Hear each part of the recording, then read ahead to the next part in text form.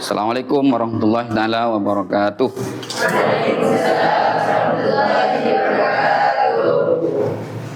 Sehat semua anak-anak? Baik, sebelum kita mulai, saya minta satu siswa untuk memimpin doa. Oke teman-teman, sebelum kita mulai pelajaran, marilah kita berdoa bersama-sama. Raditu billahi rabba wa bil islami di wa bi muhammadin nabiyya wa rasulah ni ilma warzuqni fahma amin ya rabbal alamin. Nah sekarang saya absen ya, terlebih dahulu siapa yang tidak hadir, hadir atau tidak ini? Hadir semua ya? Ada yang tidak hadir? Ada. Alhamdulillah semuanya hadir ya? Abu Yazid hadir? Yang biasa tidak hadir ya? Ini Zainiyah hadir? Afan Mubarak.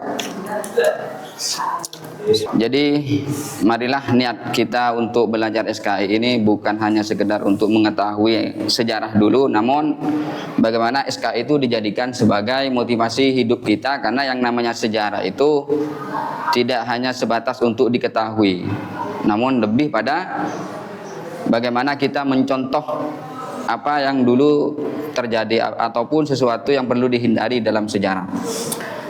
Seperti yang dikatakan yang disebutkan dalam Al-Qur'an terkait masalah SKI ini. Apa SKI itu? Sejarah kebudayaan Islam. Allah mengatakan dalam ayatnya, mengatakan bagaimana? A'udzubillahi minasyaitonirrajim. Bismillahirrahmanirrahim. Laqad kana fi qasasihim ibratun liulil albab. Sesungguhnya pada kisah-kisah tersebut ada ibrah bagi orang-orang yang berpikir, bagi orang-orang yang berakal. Jadi dalam setiap sejarah terdahulu itu ada beberapa hikmah yang perlu, ada beberapa hikmah yang bisa kita ambil untuk dijadikan sebagai motivasi dalam hidup kita. Nah, sesuai dengan materi kita sekarang ini, karena kita sudah memasuki semester 2, kita sudah belajar terkait masalah bagaimana proses dakwah Rasulullah baik itu di Mekah ataupun di Madinah, dan alhamdulillah kita sudah menyelesaikan satu tahapan semester tersebut. Dan kita di awal semester ini marilah kita niatkan juga untuk belajar SKI ini dengan baik. Nah, dalam semester 2 ini, di semester 2 ini kita akan belajar terkait dengan Khulafaur Rasyidin. Apa itu Khulafaur Rasyidin? Ada yang tahu artinya Khulafaur Rasyidin? Khulafaur Rasyidin. Khulafa itu adalah pemimpin. Rasyidin ini yang mendapatkan petunjuk. Nah, Khulafaur Rasyidin ini ada 4. Yang pertama Abu Bakar As-Siddiq, yang kedua Umar bin Khattab, kemudian yang ketiga siapa? Utsman bin Affan, dan yang terakhir Ali bin Abi Thalib. Jadi dalam di semester 2 ini kita akan mengupas tuntas terkait masalah bagaimana Khulafaur Rasyidin ini berjuang demi keutuhan agama Islam. Sebagian kaum Ansor dan Muhajir. Baru esok harinya beliau menyampaikan pada umat atau pada kaum muslimin seluruhnya bahwa yang menjadi pengganti dari Rasulullah adalah Abu Bakar As-Siddiq. Nah, pada saat itulah berkumpullah mereka di depan Ka'bah.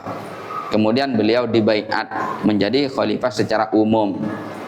Nah, ketika beliau dibaiat menjadi khalifah, pertama kali yang keluar dari beliau ini, beliau mengatakan ya pertama panggil salam sebagai pemimpin pertama kali kaum muslimin. Pada saat itu beliau dipersilakan untuk tampil ke depan di atas mimbar menyampaikan beberapa kata untuk penetapan beliau sebagai khalifah.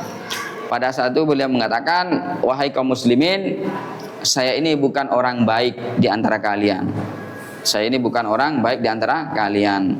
Tapi kita sudah sudah memiliki Al-Quran dan hadis. Apapun yang saya tetapkan nanti, maka acuannya adalah Al-Quran dan hadis. Kalau memang saya nanti melakukan suatu kesalahan, saya minta kalian dengan tegas menegur saya, membimbing saya untuk memberitahu bahwa itu suatu hal yang salah. Ini tentang bagaimana kemudian proses tentang Khalifah Abu Bakar As-Siddiq. Paham ya? Bagaimana kemudian Abu Bakar As-Siddiq ini ditetapkan sebagai khalifah. Jadi prosesnya itu panjang sebenarnya. Nanti kemudian setelah beliau dibaiat sebagai khalifah, kemudian strategi dakwah yang dilakukan oleh Khalifah Abu Bakar As-Siddiq. Jadi strategi dakwah yang dilakukan oleh Abu Bakar As-Siddiq ini bagaimana? Karena setiap pemimpin itu punya karakter masing-masing, punya misi dan punya keinginan dan strategi masing-masing dari setiap pemimpin, termasuk juga Abu Bakar As-Siddiq. Nah, beliau itu pertama kali memimpin mendapatkan tantangan. Pertama, tantangan dari orang-orang yang murtad. Siapa orang murtad itu? Keluar dari Islam. Nah, orang-orang murtad ini seperti halnya Musailamah Al-Kadzab yang kemudian mengklaim dirinya sebagai nabi atau mengatakan bahwa dirinya sebagai pengganti dari Rasulullah, menganggap dirinya sebagai utusan Allah. Itu Musailamah Al-Kadzab. Nah, pada saat itu di awal kepemimpinan Abu Bakar As-Siddiq ini, beliau menghadapi orang-orang murtad. Kenapa orang-orang kaum muslimin pada saat itu murtad? Mereka itu berkeyakinan bahwa setelah Rasulullah meninggal dunia, maka pada saat itu mereka beranggapan bahwa ajaran Islam itu sudah tidak ada lagi, tidak diperlukan lagi, karena orang yang diutus, orang yang membawa risalah Rasulullah ini sudah meninggal dunia. Jadi dianggap sudah tidak berlaku ajaran tersebut. Nah, ini yang kemudian membawa mereka untuk murtad, kembali lagi ke masa lalunya, tidak lagi beragama Islam. Ini salah satunya. Nah, ini tantangan berat bagi beliau. Namun lanjut berikutnya, mengapa Abu Bakar diberi gelar As-Siddiq? Kan sudah ini ya. Ada yang tahu? Coba. Ada yang tahu? Siapa yang tahu? Bagian putra. Mengapa Abu Bakar As-Siddiq diberi gelar As-Siddiq? Ada yang tahu? As-Siddiq itu artinya orang yang selalu membenarkan. Coba siapa yang tahu? Ajungkan tangannya. Kenapa? Atau saya tunjuk? Yazid. Jelaskan Yazid. Kenapa diberi gelar As-Siddiq?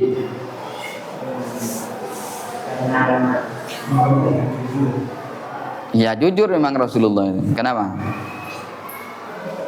Coba yang lain berpikir apa maksudnya As-Siddiq itu? Kenapa Rasulullah diberi gelar As-Siddiq? Kenapa? Sampean? Kan sudah tadi. As-Siddiq itu orang yang membenarkan. Jadi sesuatu yang tidak masuk akal kemudian dibenarkan. Ini kan gelar As-Siddiq bukan sembarangan As-Siddiq. Apa yang tidak masuk akal? Terjadinya Isra Mi'raj. Kan tidak masuk akal terjadinya Isra Mi'raj itu. Makanya banyak perlawanan, banyak pertentangan, banyak yang beranggap itu akal-akalan Rasulullah, akal-akalan Muhammad katanya, kata orang-orang kafir. Namun beda dengan Abu Bakar As-Siddiq. Beliau langsung membenarkan. Ini alasan kenapa disebut As-Siddiq. Saya ulang lagi. Mengapa Abu Bakar diberi gelar As-Siddiq? Yong. Zal. Ayo. Mengapa? Mengapa Abu Bakar diberi gelar As-Siddiq? Kenapa?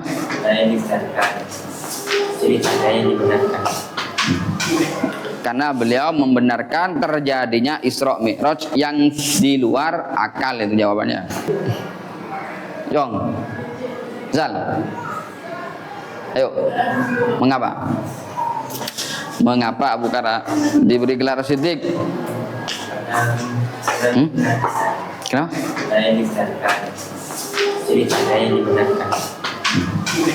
Karena beliau membenarkan terjadinya Isra Mi'raj yang di luar akal, itu jawabannya. Paham ya?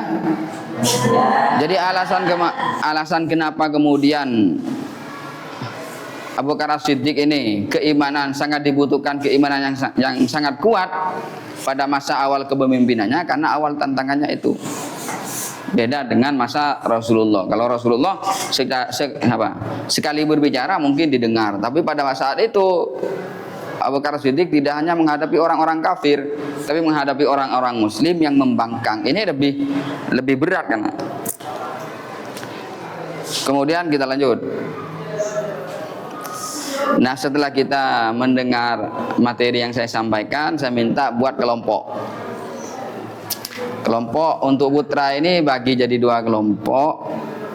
Kemudian putri jadi 3 kelompok. Paham ya? Alhamdulillah materi sudah kita pelajari. Sekarang kalian buat kelompok ya. Sudah terbentuk ya. Jadi karena jumlah siswa-siswi ini jumlahnya 21 semua kan? Hadir semua kan? Jadi buat 5 kelompok, per kelompok ada 5 anggota. Kemudian setiap kelompok saya minta 1 nanti untuk menjadi perwakilan mempresentasikan ke depan. Baik. Jadi saya akan bagikan lembar kerja untuk kalian ini, untuk kalian kerjakan. Saya beri waktu deadline 15 menit untuk mengerjakannya.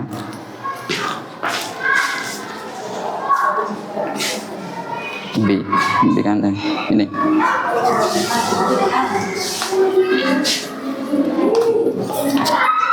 Kemudian ini A.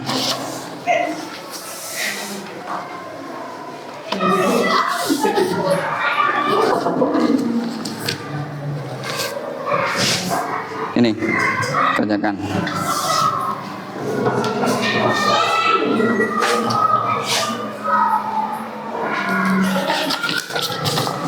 Sini.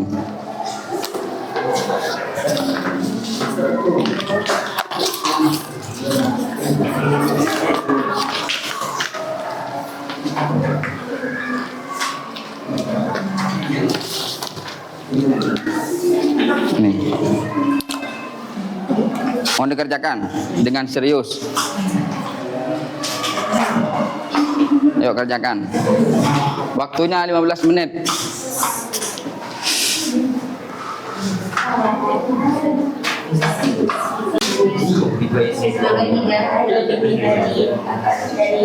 Yuk kerjakan.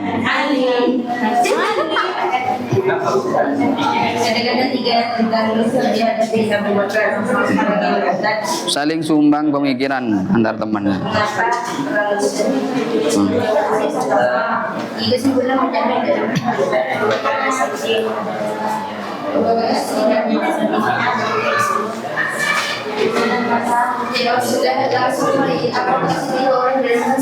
Nanti saya minta perwakilan 1 untuk ke depan. Mari. Baik, karena kita sudah menyelesaikan diskusi kelompok, seperti yang saya minta tadi, setiap kelompok harus mempresentasikan hasil diskusinya. Saya minta dari kelompok D dulu untuk maju ke depan mempresentasikan hasil diskusinya. Ayo, siapa temannya yang mewakili? Silakan. Untuk yang lain perhatikan ya, yang serius. Assalamualaikum warahmatullahi wabarakatuh. Waalaikumsalam warahmatullahi wabarakatuh. Ayo yang lain perhatikan ya. Perkenalkan, nama saya Huzaimatus Sakinah. Saya perwakilan dari kelompok D. Setelah saya berdiskusi dengan kelompok saya akan menyampaikan tentang pengangkatan Abu Bakar As-Siddiq. Setelah tersebar tentang wafatnya Rasulullah, pada saat itu kaum muslimin diliputi kebimbangan tentang siapa yang akan menggantikan kepemimpinan mereka, dan mereka banyak yang tidak mempercayai tentang wafatnya Rasulullah. Dan dalam keadaan seperti ini, Abu Bakar berseru kepada kaum muslimin dengan pidatonya, "Wahai sekalian manusia, barang siapa yang menyembah kepada Muhammad, maka Muhammad telah meninggal dunia. Dan barang siapa yang menyembah Allah, maka Allah tidak pernah akan mati selamanya. Di sini ada tugas kegiatan analisis dengan pertanyaan mengapa perang Riddah dianggap penting dalam sejarah Islam. Setelah saya berdiskusi dengan kelompok saya, jawabannya adalah agar penyebaran kemusyrikan tidak merajalela. Sekian dari saya. Assalamualaikum Beri aplaus untuk kelompok. Silakan. Kita sudah memasuki sisi terakhir terkait masalah kekhilafahan Abu Bakar As-Siddiq. Nah, dalam sisi terakhir ini setelah kita melakukan diskusi kelompok dengan kelompok kalian masing-masing dan kalian sudah mempresentasikan, dan alhamdulillah saya bisa mengambil sebuah kesimpulan bahwa 75% kalian ini sudah paham semua. Dan sekarang kesimpulan dari apa yang sudah kita pelajari pada kesempatan kali ini, bahwa transisi kepemerintahan dari sistem nubuwah yaitu pada masa Rasulullah kemudian berubah pada sistem khilafah atau Khulafaur Rasyidin yang kita kenal dengan Khulafaur Rasyidin ini tidak sembarang kemudian berubah secara total, tidak ya. Walaupun di awal pemerintahan Abu Bakar As-Siddiq ini mengalami beberapa tantangan. Salah satunya adalah beliau dihadapkan dengan kelompok-kelompok kaum muslimin yang kemudian secara sukarela keluar dari Islam. Bahkan ada sebagian juga mereka walaupun tetap sebagai posisinya sebagai orang beriman, namun mereka menantang ajaran-ajaran Islam yang dianggap sudah tidak berlaku lagi. Seperti halnya membayar zakat. Bahwa pembayaran zakat ini kata mereka yang beranggapan karena Rasulullah sudah meninggal dunia tidak wajib lagi. Ini juga menjadi tantangan terberat bagi seorang khalifah Abu Bakar As-Siddiq. Tidak hanya itu, setelah beliau melakukan suatu kebijakan untuk memerangi orang-orang murtad dan orang-orang musyrik, orang-orang yang tidak membayar zakat, beliau juga dihadapkan dengan kejanggalan-kejanggalan. Salah satunya adalah Al-Quran. Al-Quran ini pada masa itu mulai hilang. Kenapa?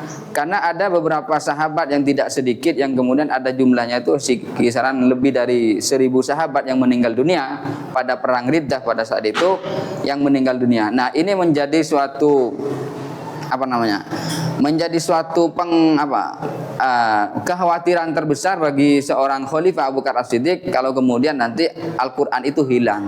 Makanya kemudian melalui Umar bin Khattab beliau mengusulkan untuk kemudian Al-Quran ini segera dikumpulkan.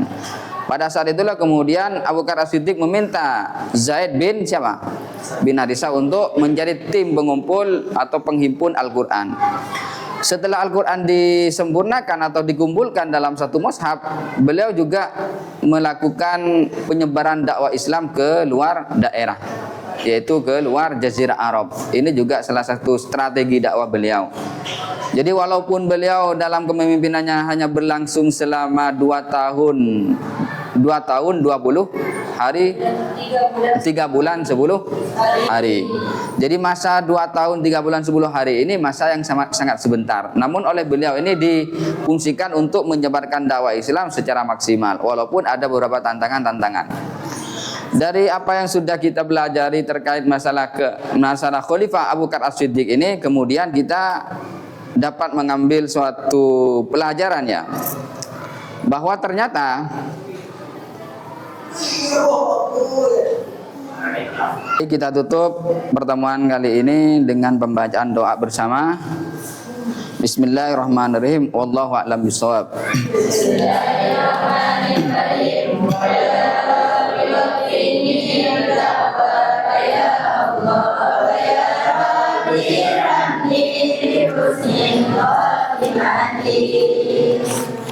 Assalamualaikum warahmatullahi taala wabarakatuh.